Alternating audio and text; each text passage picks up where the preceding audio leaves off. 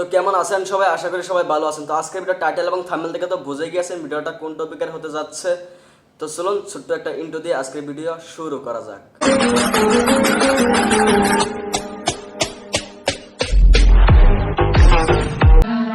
मंजिल अगर आसमान पर है चलो मान लिया मंजिल आसमान पर है, लेकिन मेरा आंख तुम्हारा फुटबॉल में है। আরে তাহরি কাকা, মানছি তার ফুটবল অনেক বড়, তাই এরকম ভাবে ঢেলে দেখাতে হবে কেন?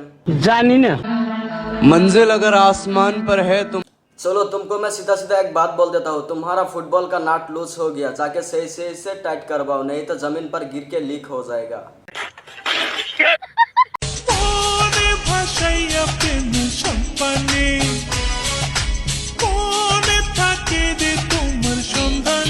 লো এবার ঠেলা সামলাও। জানেন ভাই, এইসব দেখে কি মনে হয়? মনে হয় যে বিস্তার টুকা দিয়ে একটা না 3 দিন ঘুমিয়ে থাকি। শয়তানের তো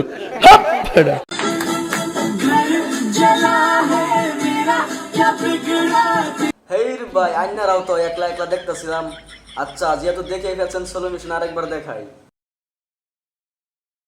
নো চিটিং। আচ্ছা, সোলো মিশন তো দেখাইলাম, এবার বলেন পিছনের ঘরের রংটা কি ছিল? শয়তানের তো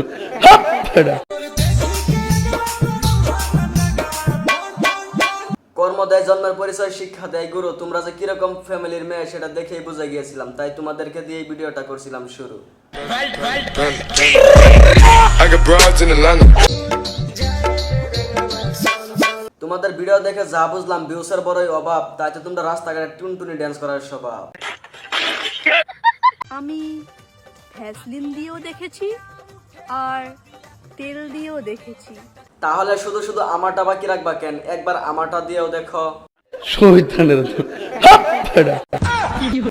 আরে তাই অ্যাঙ্গেল, আপনি শুধু শুধু ভুল বুঝেন, আমারটা তো হচ্ছে পেট্রোল।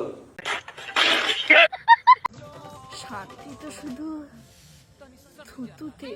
তাহলে তুমি একবার আমারটা ইউজ করে আইসা তারপরে বলবা।